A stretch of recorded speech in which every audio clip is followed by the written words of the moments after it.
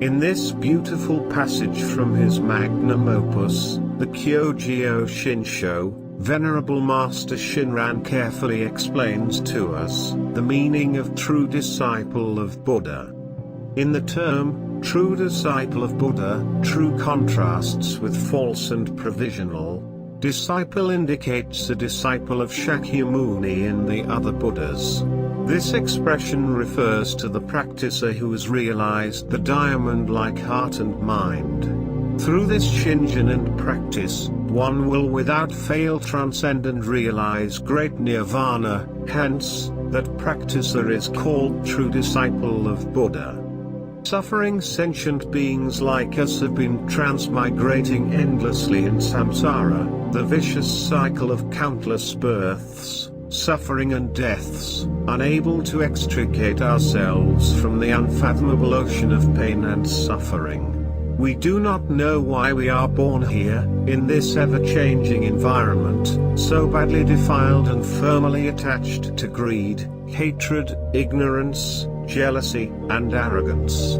Constantly struggling in vain to find happiness and to avoid suffering, we may perhaps live for 100 years, but finally we still have to blindly leave this human existence in agony for another unknown realm of suffering. How sorrowful it is that this extremely rare human birth would be so unwisely squandered by us and would just end in this way, completely beyond our comprehension. We should know that the Buddha Dharma is the only true teaching in this world of absolute delusion, that gives us a chance and means of escaping from samsara. Painfully ignorant of this fact, the majority of us are led to become agnostics or to simply follow other widely touted, false spiritual teachings, which definitely and relentlessly keep us mercilessly strapped to the treacherous wheel of samsara. Amida Buddha's true and real Shinjin is his sincere mind and absolute confidence that all persons who single-heartedly accept his primal vow will definitely be born, as they wish, in his land of peace and bliss, at the end of their present lives. This great compassionate vow had been wonderfully fulfilled 10 kalpas ago when the Tathagata attained supreme Buddhahood, after trillions of years perfectly performing the extremely difficult practices of a bodhisattva, thus creating the Pure Land. If, when I attain Buddhahood, sentient beings of the 10 quarters, with sincere mind, joyfully entrusting themselves, aspiring to be born in my land, and saying my name perhaps even 10 times, should not be born there. May I not attain the supreme enlightenment. Excluded are those who commit the 5 grave offenses, and those who slander the right Dharma. The primal vow is clearly the Buddha's promise to save all beings from the dreadful cycle of samsara. Saying the Buddha's name, Namo Amida Buddha, fulfilled in the primal vow, is thus the active cause of our births in the Pure Land. It is Amida Buddha's great practice of directing his infinite virtues to us for our going forth. By the power of this vow of great compassion, persons with the lowest spiritual aptitude, like ourselves, who are absolutely incapable to perform difficult meditational and non-meditational practices, are effectively pulled out from jaws of samsara, at the end of this life. Through Amida Buddha's innumerable manifestations in this world, the Tathagata, without a moment respite, tirelessly saved countless beings in the past and continues right now, to lead badly defiled persons in the present, out of samsara, this painfully unsatisfactory world of delusion. By simply entrusting ourselves to Amida Buddha and the primal vow, we are assured of birth in the Pure Land. We should know that Amida Buddha has already accomplished our Pure Land births by fulfilling for each of us our aspirations and all the necessary attendant practices.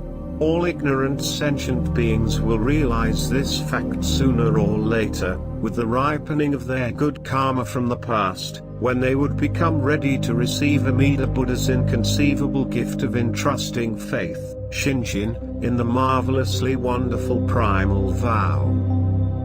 Shakyamuni Buddha, who appeared in this world out of his great compassion for all suffering beings, have effectively taught us, individually or as a group, appropriate methods of ending this fearful samsaric nightmare of birth, old age, sickness and death. The Exalted One persistently exhorts us to listen deeply to his teaching about the truth of our suffering and how we can put a permanent end to this suffering.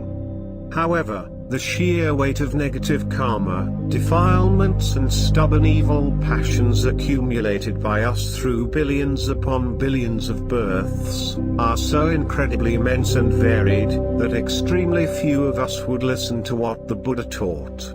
Every one of us has already built up a solid and intractable ego, totally overwhelmed by our blind passions, that firmly hold us in this sphere of perpetual suffering. Thus, as we live through our fleeting lives without any suitable condition for emancipation, we would painfully leave this human life and are again recycled within the treacherous realms of gods, demigods, humans, hungry spirits, animals and hell beings. It is said that Shakyamuni Buddha, the world-honored one, teacher of gods and humans, skillfully taught 84,000 methods and more when he walked on this earth over 2,500 years ago, dispensing the appropriate Dharma medicine to each individual or group in accordance with their natures and capacities. The Buddha's superior disciples, who strictly perform the extremely difficult practices, fully in accord with the appropriate methods taught by him on the path of sages, all receive emancipation. They were able to leverage on the Buddha's physical presence and wonderful energetic field, to attain freedom from samsara. These superior Dharma practitioners were indeed true disciples of Shakyamuni Buddha. However, Shakyamuni Buddha revealed that the true intent for his appearance in this world was solely to preach Amida Buddha's primal vow, which seeks to save the vast majority all persons trapped in samsara, especially the lowest grade of Dharma followers who are absolutely incapable of performing any practices. The Buddha knows that, as his physical presence receded in time and space, extremely few disciples in future generations would be able to attain even the entry stages to enlightenment, through the strict practices taught to superior disciples on the path of sages during his lifetime. Thus, by delivering the true teaching of salvation, the large Pure Land Sutra, he urges us to take the easy path of the Pure Land, effectively out of samsara. All foolish persons, in this Dharma-ending age, who fully entrust themselves to Amida's primal vow, are therefore called true disciples of Shakyamuni Buddha. All the Buddhas, in the innumerable universes and galaxies throughout the 10 directions, have the same great compassion for all suffering samsaric beings, who are continuously and blindly trapped in the realms of gods, demigods, humans, animals, hungry ghosts and hell beings. They want us to become fully enlightened Buddhas and hence be completely free from all pain and suffering. Yet, due our intractable egos, developed over countless lifetimes, our solid intellectual and emotional arrogance, most of us simply do not have the aspiration or the humility to listen deeply to what the Buddhas taught. These world-honored Buddhas know that, entrusting in Amida Buddha's primal vow, is the easiest and most effective method of securing the salvation of all pathetic, suffering beings, particularly during the Dharma ages that lack the physical presence and the immediate energetic field of the Buddha. Thus, all the Buddhas throughout the 10 directions praise and fully support saying Amida's name, which embodies the primal vow. Mundane foolish persons like us should mindfully take heed of all the Buddha's exhortations and become their true disciples by simply entrusting ourselves single-heartedly to Amida's compassionate vow. Shinran Shonin, a true disciple of Shakyamuni Buddha, was born in Japan and lived from 1173 to 1263.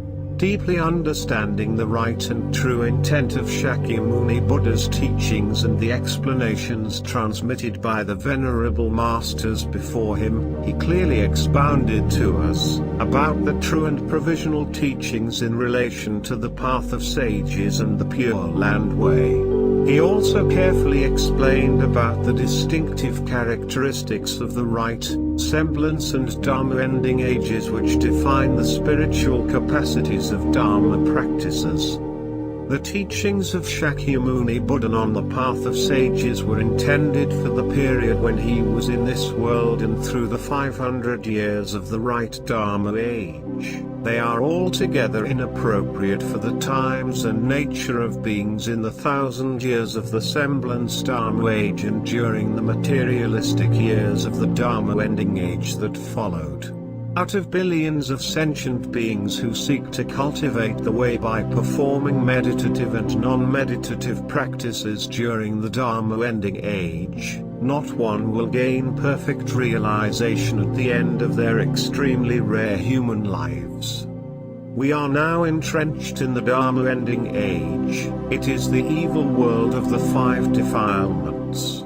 This one gate, the Pure Land Way, is the only path that affords passage. Furthermore, even within the Pure Land Way, not one of us is able to come to the end of suffering by performing any self-power meditative or non-meditative practices. These practices are no longer in accord with the times and nature of beings.